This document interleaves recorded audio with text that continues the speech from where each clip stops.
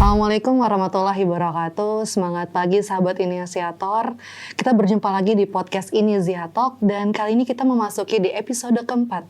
Dan kita juga udah tahu selama Inisiator ini kita sangat berbagi inspirasi di mana kita menghadirkan sosok-sosok yang nantinya akan menginspirasi sahabat semua. Dan kali ini bersama Firda akan menemani sahabat semua sekitar 30 menit ke depan dan kali ini kita akan mendatangkan sosok yang sangat hebat dan ada di sebelah saya Ibu Yonita. Assalamualaikum Ibu Yonita. Waalaikumsalam warahmatullahi wabarakatuh. Sehat Ibu hari ini? Alhamdulillah. Alhamdulillah sehat dan sudah terlihat juga kalau Ibu hari ini insya Allah sangat sehat ya Ibu hari ini. Alhamdulillah. Dan kita hari ini temanya spesial Hari Ibu. Jadi kita insya Allah akan berbagi nih untuk sahabat semua yang ada di podcast. Tapi sebelum kita berbagi nih Bu, mungkin Firda penasaran kesibukan Ibu sehari-hari kira-kira tuh apa aja tuh Bu? Saat ini saya masih sibuk di kantor ya, saya masih bekerja alhamdulillah. Jadi ya Senin sampai Jumat saya di kantor. Tapi selain itu tentunya banyak kesibukan yang dilakukan dengan keluarga gitu. Saya masih menemani putri saya yang bungsu kalau dia ada kegiatan. Kemudian dia anaknya lumayan aktif. Kemudian mengurus cucu. Alhamdulillah saya udah punya 1 orang cucu dari putri saya Alika. Jadi sering gitu kalau misalnya Alika harus ada bekerja, terus anaknya harus dititipin, dia sering nitipin anaknya ke kantor. Baby Zulu. Baby Zulu namanya Bu ya. Dan selain itu kegiatan yang lumayan lagi intens saya lakukan itu juga kegiatan yang berkaitan dengan thalabul ilmi ya. Thalabul ilmi. Menuntut ilmu. Jadi selain kita banyak mengadakan kegiatan kajian rutin di Rumah Islam Madinah di sini di rumah kami. Saya juga masih banyak mengikuti masih belajar terus. Jadi saya ikut beberapa halaqah ilmiah ya. Jadi Ustadz Abdullah Roy saya ikut. Kemudian kegiatan dengan ANB Academy itu Ustadz Aminur Bait itu juga kegiatan online-nya saya ikut, itu bagus sekali. Dan beberapa kelas tahsin banyak ya Bu ya. Saya ikut mulai dan lagi ngincer ingin belajar kelas bahasa Arab sih. Wah, Masya Allah. Pernah ikut dulu. Tapi kemudian kelasnya bubar karena pada tereliminasi. Kayak tinggal berdua, tinggal saya sama gurunya. Jadi ya udah deh. Jadi Ibu yang kunci murid terakhir ya. Kebetulan ketua kelas waktu itu. Wah, pantesan jadi yang paling terakhir gitu ya Bu ya. Iya. Tadi kan Ibu juga udah nyebutin banyak banget ya kegiatan Ibu dan kita pengen tahu nih Bu, gimana tuh cara ngaturnya? Padahal kita mungkin yang muda-muda belum tentu sekuat itu untuk bisa ikut kegiatan tuh Bu. Iya, jadi memang kelihatannya sedikit klise ya, tapi yang namanya hidup manusia itu waktu hanya 24 jam. 24 jam itu mesti dibagi di setiap kegiatan. Jadi memang kuncinya time management. Nah, kalau saya sendiri itu buat saya speed sih yang penting. Speed. Kecepatan itu penting gitu. Jadi saya memerinci segalanya dari hal-hal yang detail. Contoh aja yang paling simpel. Saya itu fast typist. Jadi saya tuh kalau ngetik tuh cepet. Jadi kalau di kantor itu kerjaan saya insya Allah bisa lebih cepat dibanding mungkin average macam lain karena saya mengetik dengan cepat. Jadi kalau saya harus nulis materi, saya bikin disertasi ya waktu saya masih ngambil doktoral itu satu gitu. Jadi cepat ya, terus efisien dan yang jelas kita nggak bisa pungkiri bahwa kita butuh support system. Support system di kantor, support system di rumah dan keluarga itu sangat membantu saya untuk bisa menjalankan rutinitas saya. Itu kalau misalnya kecepatan gitu sering tipe nggak sih Bu biasanya? Ya adalah ya, tapi saya kursus ngetik sih dulu. Udah ngetik, wah Masya Allah. Saya dulu waktu kuliah saya kursus ngetik. Ya. Nah berarti sampai detik ini kan tadi kita juga harus efisien gitu ya. Nah selama ini juga menemukan banyak masalah nggak tahu Bu, dan ketika menemukan masalah cara ngatasinya tuh kadang kan kita menemukan masalah suka buntu ya. Nah ini ngatasinya gimana tuh Bu? Saya itu sebenarnya orang yang berusaha sekali untuk tidak sampai terjadi masalah. Jadi saya tipe yang seperti itu. Jadi kuncinya di planning. Di planning dulu ya berarti. Jadi kita harus punya perencanaan yang baik dan matang gitu, supaya jangan sampai ke situ, jangan sampai kita ketemu masalah gitu. Tapi kalau qadarullah ya, masalah itu lantas terjadi, problem itu terjadi, baik yang itu karena kesalahan kita, kealfaan kita, atau karena kesalahan orang lain, yang saya lakukan adalah saya hadapi, gitu ya. Jadi saya hadapi, lalu kita lihat ke planning yang kita buat, apa nih yang overlook di situ, apa yang menyebabkan itu terjadi, gitu. Nah lalu ya kita perbaiki. Planning dulu, lalu dieksekusi, baru ada masalah ada kita masalah. lihat, Dilihat gitu. dulu. Tapi emang kuncinya planning sih. Oke. Planning tuh bukan berarti kayak kita nulis ya A, B, C tujuan, enggak gitu. Kadang apa yang ada di kepala kita Dituangkan gitu ya. langsung ya, Bu. Gitu. Oh sebelum makan kayaknya aku harus gini. Oke sip bisa gitu. Oke. Gitu. Nah, karena tadi juga udah terlihat gitu untuk cara menghadapinya ya, Bu. Kita mungkin flashback dulu nih, Bu, kira-kira. Kalau masa muda Ibu nih, kira-kira mungkin boleh diceritakan sebelum kita kan berbagi inspirasi. Pengen tahu dulu sih masa muda Ibu tuh seperti apa waktu itu. Semudah apa nih? Ada Ibu maunya yang mana nih? Oke, mungkin dari backgroundnya kecil kali ya, waktu saya kecil dulu. Boleh. Jadi bagaimana orang tua saya mendidik saya gitu ya. Awalnya mungkin dari situ, kalau sedikit jam agak jauh ke awal gitu. Jadi ibu dan bapak saya itu mereka berasal dari culture yang berbeda. Bapak saya itu orang Betawi asli. Oke, Betawi ya. Yang keluarganya banyak yang tidak bersekolah. Ya, di era itu gitu. Mama saya kebalikannya. Mama saya itu kalau orang bilang orang Sunda Menat, yaitu ayahnya dokter, berpendidikan seperti itu. Tapi alhamdulillah mereka dipersatukan oleh Allah gitu ya. Kemudian bapak saya on the contrary, pada saat sudah berkeluarga gitu, dia adalah orang yang sangat mengajarkan kita mengenai etos bekerja, berpendidikan, karena beliau punya background dari keluarga yang Betawi lah ya, seperti itu. Jadi dia mendidik anak-anaknya gitu, pendidikan nomor 1, baik itu pendidikan formal, pendidikan agama, terus kemudian bekerja itu orang tuh harus etos kerjanya harus baik ya, pakai hati, bekerja dengan amanah, jujur seperti itu. Nah, mama saya itu justru kebalikannya, beliau dari keluarga yang berpendidikan sebagainya. Ibu saya justru yang mengajarkan value orang tuh harus berbagi, harus sayang sama keluarga, harus rukun, yang seperti itu nilainya gitu ya. Dan dari situlah saya tumbuh gitu. Dari situ dengan values dari orang tua itu saya tumbuh. Nah, masa kecil saya sendiri, keluarga saya sederhana karena bapak saya dari pegawai negeri ya. Kalau dulu bilangnya, kalau sekarang apa sih?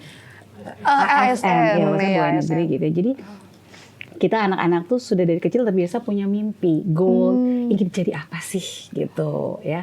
Nah waktu kecil itu, waktu umur saya 10 tahun tuh saya ingat banget, saya pingin sekali jadi pelajar teladan, se-DKI waktu itu. Se-DKI dulu ya. Harus se-DKI gitu ya. Nah itu gimana caranya? Nah itu langkah-langkah itu saya sampaikan ke orang tua saya, mah aku pengen ya mah gitu, pengen bisa gimana ya. Ya berarti kamu, itu umur saya masih 9-10 tahun.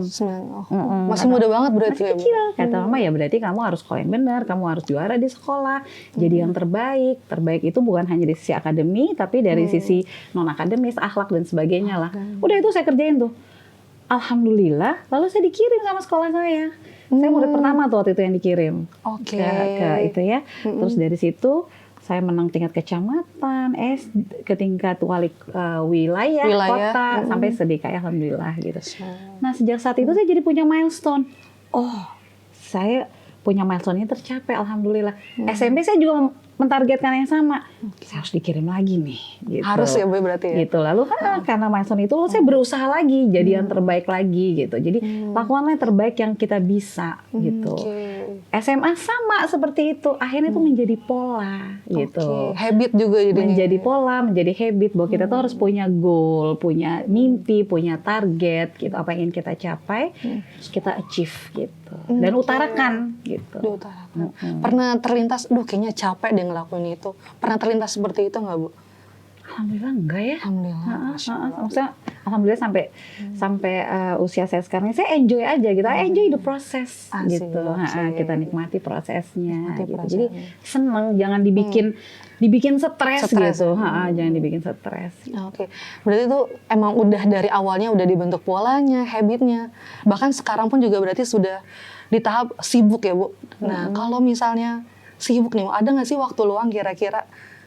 Ya pasti ada lah, pasti ada gitu. Jadi ya itu tadi kan sehari 24 jam, kemudian di kantor jam sekian sampai sekian. Kalau kita kerja efisien, insya Allah kita nggak perlu sampai bermalam di kantor gitu kan. Jadi Nggak perlu lembur juga sama ya? Keluarga gitu. Dan kalau saya sih saya seneng hangout sama keluarga sih, sama adik-adik saya, sama mama saya, sama ponakan, sama anak cucu gitu. Itu my source of happiness sih. Oke, setiap 1 minggu atau mungkin ada waktu-waktunya gitu Bu, biasanya? Kebetulan kita tuh berdekatan tinggalnya, ibu saya tinggalnya dekat, adik saya sebelah rumah, adik saya yang satu lagi depan rumah gitu. Jadi nanti lihat deh sebentar lagi pasti akan ada yang nongol di sini. Berarti senang aja, senang ngumpul kita senang ngumpul. Berarti Lebaran juga semua ngumpul di sini langsung. Pasti. Di rumah mama, di rumah mama. Oh, di rumah mama. Di rumah saya. Oke. Nah, kalau waktu luang berarti udah ada juga, kesibukan ada. Ini Firda penasaran sih. Menurut Ibu ilmu itu seperti apa sih, Bu? Ilmu itu adalah sumber kebaikan. Sumber kebaikan. Itu pertama dulu yang harus kita tahu. Ya, dan menuntut ilmu itu wajib. Itu harus kita ketahui. Yaitu banyak sekali dalil-dalil baik dari Al-Quran maupun hadis gitu ya. Bahkan saya sudah 3 hari terakhir ini, saya posting di Instastory saya itu suatu kajian ilmu mengenai menuntut ilmu. Menuntut ilmu itu wajib. Kenapa dia wajib? Kemudian ilmu apa yang dimaksud dan apa manfaatnya gitu ya. Itu saya kutip dari beberapa website yang sesuai syariah ya. Sesuai syariah. Insya Allah, kemudian saya bacakan gitu. Jadi orang bisa mendengar sambil membaca, itu saya post gitu. Nah jadi tuh karena ilmu itu adalah sumber kebaikan. Sumber kebaikan, dan itu ilmu itu adalah wajib bagi kita umat Islam untuk kita tuntut, dan it's a lifetime process. Tidak ada batasan ilmu. Ilmu itu sangat luas ya. Ilmu sangat luas, dan semakin kita menuntut ilmu, semakin kita merasa bahwa kita itu nggak tahu apa-apa. Terutama ilmu agama. Terutama ilmu agama itu di situ kita baru merasakan bahwa masya Allah ya. Kita itu benar-benar ingin selamat, tapi kita kok nggak tahu gitu, nggak tahu apa-apa. Jadi memang harus. Dan satu lagi, tidak ada amal tanpa ilmu. Tidak ada amal tanpa ilmu. Tidak ada amal tanpa ilmu. Apa ini juga yang ternyata membuat ibu bahagia, atau mungkin ada kebahagiaan lain kira-kira selain menuntut ilmu atau sebagai ibu? Oh ya, karena punya anak, terus anaknya juga baik-baik juga. Apakah itu salah satu yang bisa, oh ini kayaknya aku bahagia nih? Gitu. Ya, semua yang disebutkan tadi itu adalah sumber kebahagiaan. Tapi mengetahui bahwa ada orang-orang di sekitar saya, orang tua saya, adik-adik, anak, suami, yang alhamdulillah ya kita dikaruniai keluarga yang ikatan bondingnya tuh kuat. Kuat langsung. Jadi itu menurut saya itu adalah hal yang patut disyukuri, karena banyak juga yang kadang dari netizen gitu yang bercerita kepada saya gitu, betapa mereka banyak sekali memiliki persoalan dengan keluarga terdekatnya gitu. Keluarga itu harusnya adalah menjadi perekat, menjadi sumber kekuatan, ya, menjadi sumber kebahagiaan. Tapi kalau dengan keluarga sendiri banyak pertikaian, banyak perbedaan pendapat yang tidak bisa diselesaikan, itu bagi saya itu adalah suatu hal yang problematik ya. Jadi saya sangat bersyukur, dan dari rasa bersyukur itu jadilah suatu sumber kebahagiaan buat saya dan keluarga. Oke. Berarti harapan terbesar Ibu kira-kira apa nih ke depannya? Kayak misalnya takutnya, oh ya tidak sesuai harapan, tapi Ibu ingin sekali di masa tua nanti, harapan terbesar Ibu untuk anak-anak itu seperti apa aja contohnya? Jadi dari awal itu yang kita lakukan adalah kita ingin anak-anak itu bisa mengambil teladan dari apa yang dilakukan oleh orang tuanya. Itulah yang dulu juga saya dapatkan dari ayah ibu saya. Jadi bukan hanya mereka sekedar one way direction aja, enggak gitu. Mereka tuh kalau saya ingat-ingat, saya lebih banyak mengambil apa yang mereka contohkan ke saya gitu. Kadang saya tuh ngomong sama mama saya, mama tuh dulu pernah ngajarin saya ini gak sih gitu. Dengan mama saya bilang, ya itu karena mama contohkan, mungkin kamu nggak ngerasa nih, tapi alhamdulillah buktinya kamu melakukannya juga gitu ya. Jadi memang itu yang pertama gitu. Nah, untuk bisa menjadi teladan bagi anak-anak gitu ya, sebagai seorang ibu, kita tuh harus menjadi ibu, yaitu tadi ibu yang pandai. Ya, ibu yang berilmu, sehingga kita tahu batasan-batas mana, apa yang harus kita ajarkan kepada anak-anak, bagaimana interaksi kita dengan ayahnya, dengan suami saya misalnya, sehingga anak-anak itu bisa tanpa sadar, unconscious mereka bisa melihat dan mempraktekkan juga insya Allah kepada anak-anaknya nanti, seperti itu. Masya Allah, ini saya juga jadi merinding nih, karena Ibu banyak sekali sharing-sharingnya juga, dan insya Allah juga akan bermanfaat untuk para sahabat ini Ziatok di sini. Mungkin terakhir kali ya Bu ya, mungkin kita bisa kasih pesan-pesan, karena kan tidak semua para ibu ataupun calon ibu gitu bisa strong ibu juga gitu. Boleh dikasih pesan-pesan untuk sahabat agar semakin kuat, dan di spesial hari ibu ini juga gimana caranya para ibu bisa lebih bahagia lagi.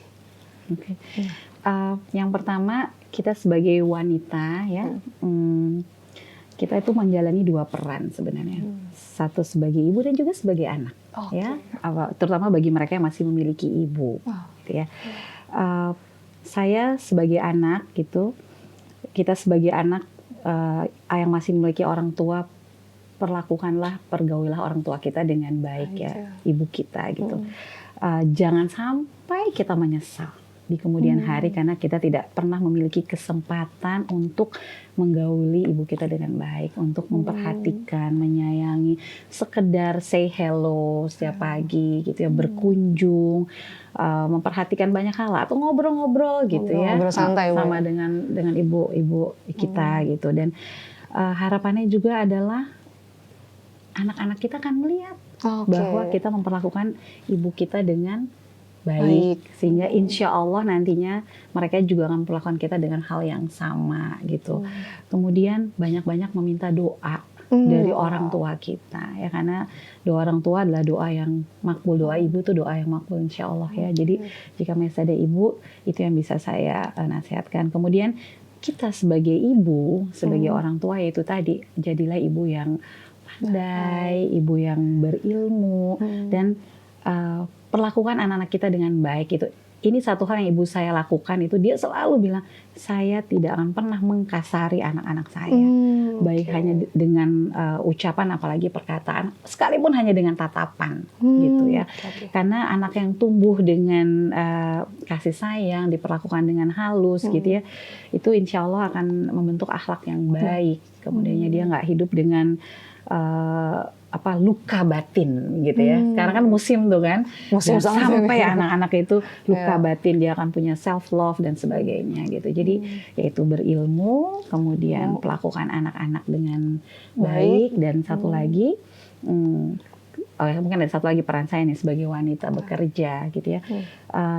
Bagaimana sih wanita bekerja itu bisa tenang di pekerjaannya? Itu cuma satu sebenarnya, itu ridho dari suami. Gitu. Harus ada ridho dulu berarti. Harus ada ridho dari suami. Dan gimana kita mendapatkan ridho dari suami?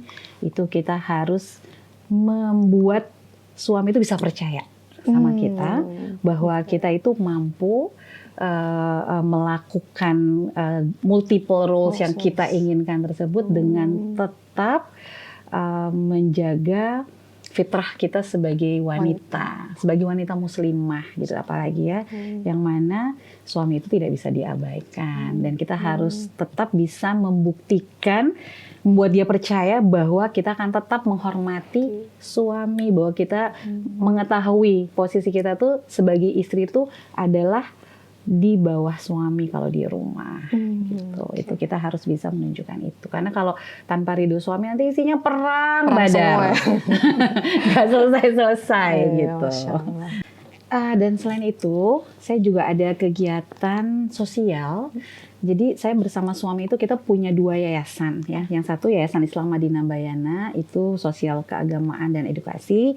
Yang satunya lagi itu Yayasan Komunitas Pengusaha Muslim. Ada 2 ya. Itu di situ suami saya yang lebih banyak banyak aktif di situ ya. Kalau khusus Yayasan Islam Madinah Bayana, jadi kegiatan kita itu tadi selain tadi saya udah ceritakan yang mengenai kajian ilmu ya. Kita memiliki kajian ilmu online maupun offline.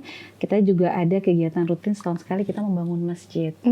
Jadi masjid yang terakhir yang kita bangun itu tahun ini baru diresmikan itu di Cianjur yang di area gempa waktu itu. Kita membantu masyarakat di sana untuk bangun kembali masjid sana sehingga mereka bisa beribadah. Alhamdulillah udah lancar dan ada satu lagi kita juga punya kegiatan yang setiap tahun kita lakukan itu kita menggalang donasi untuk saudara-saudara kita di Palestina, kemudian di Suriah dan Rohingya. Masih lanjut juga ya? Masih, alhamdulillah itu kita lakukan sejak tahun 2017. Awalnya waktu itu pengungsi Rohingya waktu itu. Akhirnya terus kita lebarkan ke Palestina, Suriah, akhirnya menjadi kegiatan rutin setiap tahun.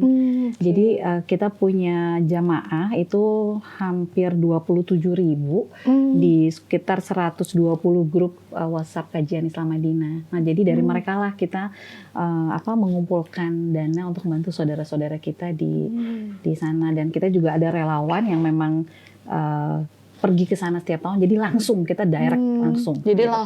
langsung. Dan setiap pendistribusian pun saya selalu Zoom call atau WhatsApp video call dengan mereka, dengan para pengungsi di sana. Biar gitu. terlihat itu juga ada deh ya? kalau mau lihat, itu ada. Gitu. Jadi alhamdulillah semua tersampaikan karena kan itu amanah ya, uang orang gitu. Jadi ya itu diantara kegiatan kami juga. Gitu. Oke, sebelumnya Firda mengucapkan terima kasih banyak Ibu. Jadi kita semua insya Allah bisa menerima dan mengambil banyak manfaat nih dari sharing-sharing hari ini bersama Ibu Yonita. Dan Firda juga terima kasih banyak, semoga ini kita bisa banyak keberkahan juga nih Ibu dari bincang-bincang hari ini. Dan untuk sahabat inisiator, terima kasih juga untuk sahabat semua yang sudah nonton. Dan jangan lupa juga untuk like, subscribe, dan bisa juga komentar di kolom chat. Kira-kira usulan tema apa nih untuk ini Ziatalk di episode selanjutnya. Jangan lupa untuk nonton episode selanjutnya, dan teman-teman juga semuanya bisa nih like, comment, and subscribe. Dan komennya ini juga boleh di komentar kira-kira tema apa sih yang cocok untuk ini Ziatalk kelima. Dan karena kita juga sudah selesai 30 menit waktu kita, mungkin kita tutup dan pamit juga untuk sahabat semua. Wassalamualaikum warahmatullahi wabarakatuh. Waalaikumsalam. Terima kasih banyak Ibu Yonita. Sama jazakallahu khair ya, barakallahu fiik.